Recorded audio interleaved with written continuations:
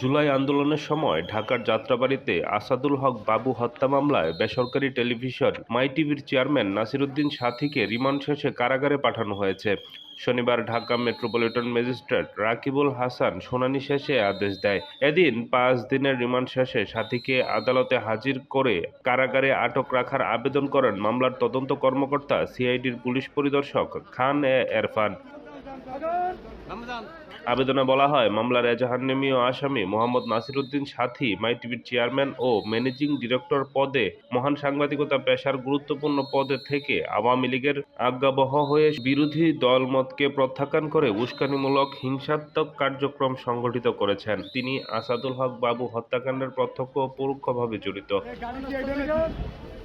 এছাড়া বৈষম্যবিরোধী ছাত্র আন্দোলন চলাকালে আন্দোলনের বিপক্ষে উস্কানিমূলক বক্তব্য ও প্রচার কার্যক্রম চালিয়ে আন্দোলন বিরোধী অবস্থান নেন তিনি। জিজ্ঞাসাবাদকালে তার কাছ থেকে গুরুত্বপূর্ণ তথ্য ও উপাত্ত পাওয়া গেছে, যা যাচাই বাছাই করা হচ্ছে। মামলার তদন্তের স্বার্থে আসামিকে জেলহাজতে আবদ্ধ করে রাখা বিশেষ প্রয়োজন।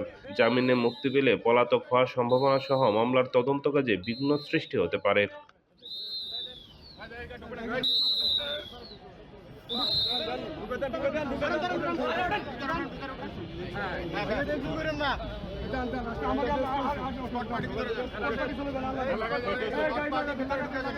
আমাকে